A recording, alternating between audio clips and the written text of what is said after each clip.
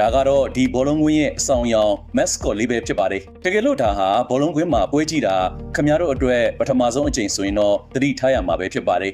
ဘာလို့လဲဆိုတော့ဒီဝက်ဝင်ကြီးကမထင်မှတ်ထားတဲ့အန်အော့ဆရာတွေနဲ့ပြည့်နေနေလို့ပါပဲ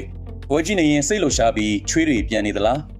ပြဿနာမရှိပါဘူးသူကခင်ဗျားကိုကူညီပေးပါလိမ့်မယ်အင်ရှင်အသင်းသာနိုင်သွားမယ်ဆိုရင်ခင်ဗျားတို့ပြောင်းမှုပေါက်ပေါက်တွေကိုကြိုတင်ပြင်ဆင်ထားပေးမှာပါ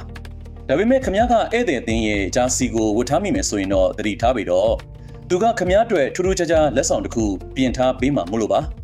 လူတယောက်ကဒီဝက်ဝင်ကြီးနဲ့ဓပုံတွဲရိုက်ဖို့ကြိုးစားခဲ့ပြီမြင်ပြိုင်ဘက်အသင်းရဲ့ဂျာစီကိုဝတ်ထားမိတာကြောင့်အေးအေးဆက်ဆက်အငင်းခံလိုက်ရပါတယ်အဲ့ဒီမှာနေအရှက်ပြေအောင်ဆိုပြီးအင်ရှင်ပရိသတ်တွေကိုရန်စားဖို့ကြိုးစားခဲ့တာဟာအဲ့ဒီနေ့မှာသူအမားဆုံးဆုံးဖြတ်ချက်ဖြစ်သွားခဲ့ပါတယ်ဒါပေမဲ့ဒီဝက်ဝင်ကြီးရဲ့စွမ်းရည်တွေကဒီမှာတင်ရပ်မသွားပါဘူးလူတယောက်ကပွဲကိုအာယုံစိုက်ကြည့်နေတော့မှပဲဓာတ်လို့ခေါ်တဲ့မြားတို့လေးတစ်ချောင်းကသူ့ခေါင်းပေါ်ကိုကွက်တိကျလာခဲ့ပြီးပရိသတ်တွေရဲ့လက်ခုပ်တံတွေကိုရရှိစေခဲ့ပါတယ်။ဒါကိုဘယ်သူလုပ်တာလဲဆိုတော့တခြားသူမဟုတ်ပါဘူးဒီဝက်ဝင်ကြီးကိုယ်တိုင်ပါပဲ။ဒီလိုကျွမ်းကျင်မှုမျိုးရဖို့ဘယ်လောက်တောင်လေ့ကျင့်ထားရမလဲလို့လူတွေတွေးနေကြတော့မှပဲဒီဝက်ဝင်ကြီးရဲ့နောက်ထပ်လှုပ်ရှားမှုကတကွင်လုံးကိုအံ့အားသင်ပြီးပါဇက်ဟောင်းသာဖြစ်သွားစေခဲ့ပါတယ်။မိတ်ဆွေတို့ရောဘယ်လိုထင်မြင်ကြပါသလဲ။အောက်က comment မှာဝင်ရောက်ဆွေးနွေးညှင်းခုန်သွားလို့ရပါတယ်။အားလုံးကိုကျေးဇူးတင်ပါတယ်ခင်ဗျာ